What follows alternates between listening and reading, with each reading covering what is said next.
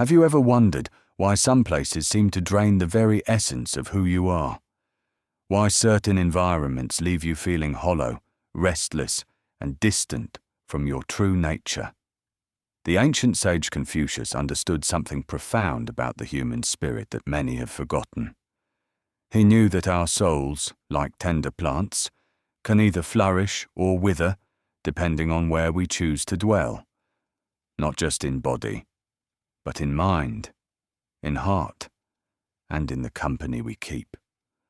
There are places in this world that appear harmless on the surface, yet they possess a subtle power to corrupt the spirit, to lead us away from virtue, and to make us strangers to ourselves. These are not the obvious dangers that threaten the body, but the hidden perils that slowly poison the soul. Confucius spoke often of the way, the path of righteousness that leads to harmony within ourselves and with the world around us. But just as there is a way that builds character, there are places that destroy it. Today, we will walk through 7 such places that the Master warned against. Places where virtue goes to die, where the noble heart becomes confused, and where the cultivated mind loses its clarity.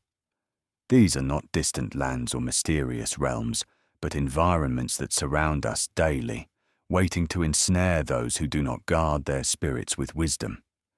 If you have ever felt that something within you was being slowly eroded, if you have noticed your character changing in ways that disturb you, if you have found yourself acting in ways that contradict your deepest values, then you have likely spent time in one of these dangerous places. But understanding their nature is the first step toward protecting yourself and returning to the path of virtue. The first dangerous place that destroys the soul is the court of flatterers. Confucius observed that nothing corrupts a person faster than being surrounded by those who speak only what they believe you wish to hear. When we dwell among flatterers, whether they are servants seeking favor, friends avoiding conflict, or followers pursuing advantage, we begin to lose touch with reality itself. The Master taught that a true friend is one who dares to speak honestly, even when the truth stings. But in the court of flatterers, honest words are banished, and in their place grows a garden of lies disguised as kindness. Here, your worst impulses are praised as wisdom, your mistakes are celebrated as innovations, and your weaknesses are honored as strengths. The soul, deprived of the mirror of honest reflection, begins to distort like a face seen in troubled water. Those who spend their days surrounded by flattery lose the ability to know themselves.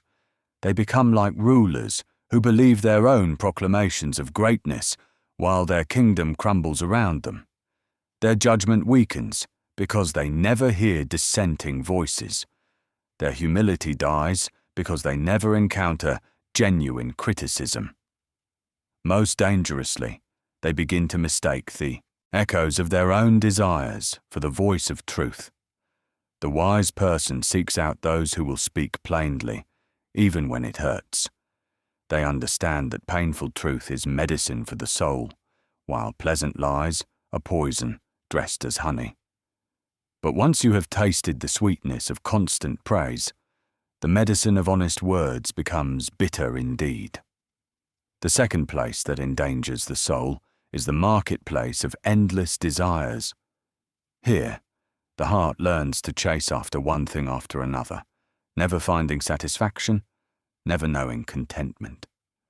Confucius understood that the human spirit requires boundaries, just as a garden requires walls to protect its delicate growth from wandering beasts.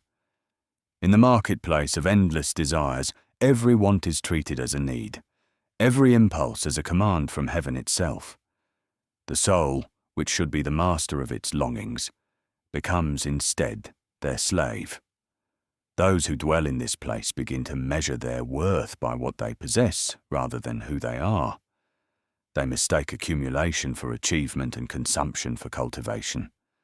The Master taught that contentment is the greatest treasure, But in this dangerous place, contentment is seen as failure, as giving up, as settling for less.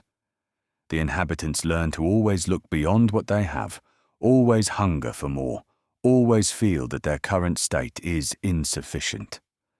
This constant reaching outward turns the spirit away from its true work, which is the cultivation of virtue from within. When we live always wanting, we cannot appreciate what we already have. When we are always seeking the next thing, we cannot be present for this moment. When we define ourselves by our desires, we lose touch with our essence. The soul, stretched thin across countless longings, begins to fragment and lose its center. The third dangerous place is the hall of comparisons, where every action is measured not against the standard of righteousness, but against the achievements of others.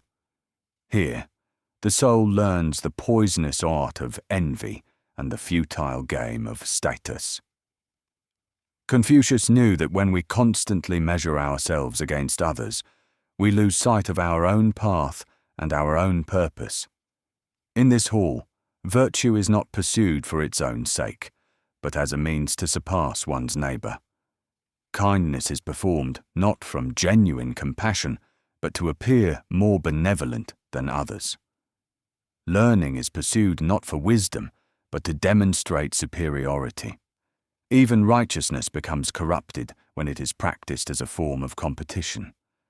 Those who dwell in this place become like actors who have forgotten they are acting. So consumed are they with their performance relative to others. They lose touch with their authentic selves because they are always adjusting their behavior based on how they appear in comparison. Their sense of worth rises and falls with their relative position, like a boat tossed by every wave. The master taught that the superior person compares himself today with who he was yesterday, seeking always to improve his character and align more closely with the way. But in the hall of comparisons, yesterday's self is forgotten in the rush to outshine today's competitors. Growth becomes impossible because the focus is always external, never internal. The fourth place that destroys the soul is the chamber of grudges, where old wounds are kept fresh and past injuries are nursed like treasured possessions. Confucius understood that holding on to resentment is like grasping hot coals with the intention of throwing them at someone else. You are the one who gets burned. In this dark chamber, every slight is remembered and magnified. Every hurt is preserved and protected from healing. The inhabitants spend their days rehearsing old conversations, planning revenge, and feeding their anger with fresh grievances. The soul, which should be free to move forward on the path of virtue, becomes chained to the past by invisible bonds of bitterness. Those who make their home in this place believe they are protecting themselves by remembering every wrong, but in truth they are poisoning their own spirit. Their capacity for joy diminishes because they cannot fully embrace the present when they are still fighting yesterday's battles. Their ability to trust withers because they see every new person through the lens of old betrayals. The Master taught that forgiveness is not a gift we give to others, but a liberation we grant to ourselves. Yet, in the chamber of grudges, forgiveness is seen as weakness, as betrayal of one's own dignity. The inhabitants believe that by holding on to their anger, they maintain their honor, but in truth they have become prisoners of their own making, with walls built from bitterness and bars forged from resentment. The soul that dwells too long in this place begins to harden like clay left too long in the sun. Where once there was flexibility and openness, now there is only brittleness. Where once there was capacity for new relationships and fresh beginnings, now there is only the echo of old wounds. The heart, meant to be a wellspring of compassion, becomes instead a reservoir of poison that taints every new experience with the bitterness of the past. The fifth dangerous place is the academy of endless argument, where wisdom is mistaken for cleverness and understanding is confused with the ability to defeat others in debate.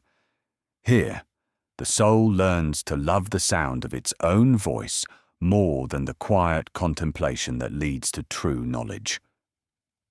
Confucius warned that when learning becomes a weapon rather than a tool for cultivation, it ceases to nourish the spirit and begins instead to inflate the ego. In this place, students gather not to discover truth, but to demonstrate their superiority over their fellows.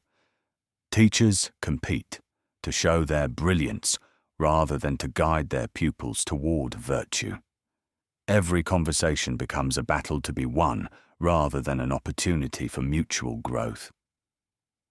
The inhabitants develop sharp tongues but dull hearts, quick wit but shallow understanding. Those who spend their days in endless argument begin to mistake motion for progress, noise for substance. They become like merchants who count their coins so obsessively that they forget what wealth is meant to purchase. Their knowledge multiplies, but their wisdom withers.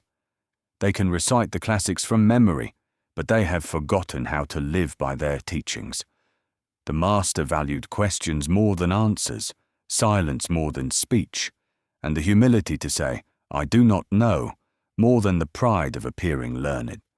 But in the academy of endless argument, not knowing is seen as defeat, and admitting ignorance is treated as shameful weakness. The soul, which should remain open and receptive like fertile soil, becomes instead closed and defensive like a fortress under siege. The sixth place that destroys the soul is the theatre of false virtue, where righteousness is performed for an audience rather than practiced in solitude. Here, good deeds are done not because they are right, but because they will be seen and praised. Charity is given not from compassion, but from a desire to be thought generous. Honesty is displayed not from love of truth, but from a wish to appear trustworthy. Confucius understood that true virtue is like a tree that grows strong in private before it bears fruit in public.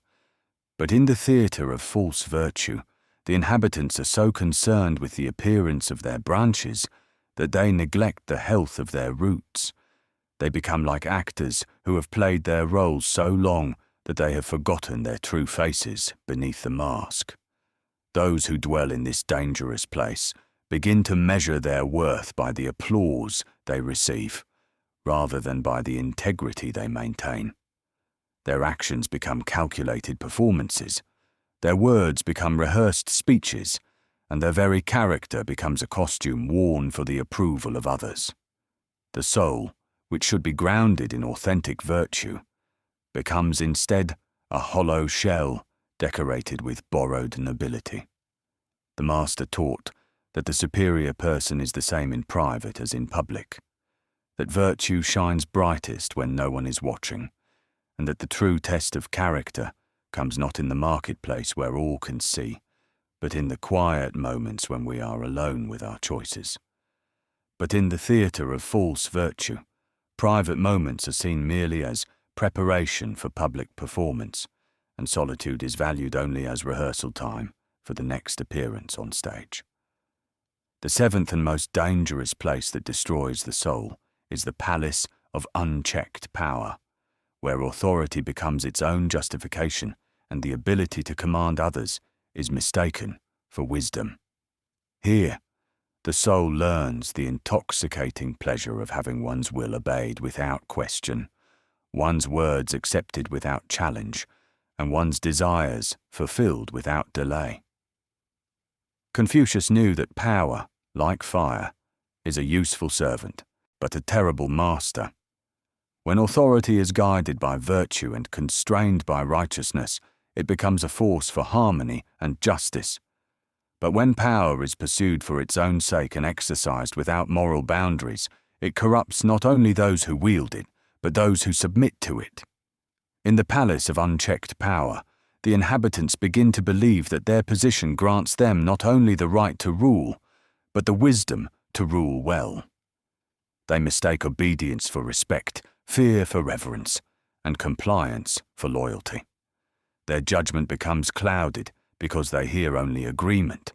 Their wisdom stagnates because they encounter no resistance, and their character weakens because they face no consequences for their mistakes. Those who live too long in this place begin to see other people not as fellow travelers on the path of virtue, but as instruments to be used for their own purposes. They forget that true leadership is service, that genuine authority comes from moral example, and that lasting power flows from the consent of those who are governed with justice and compassion. The master taught that the best ruler is one whose presence is barely felt by the people, who governs so wisely and justly that order emerges naturally rather than through force. But in the palace of unchecked power, governing becomes an exercise in domination rather than cultivation, and subjects are seen as obstacles to overcome rather than souls to nurture and protect.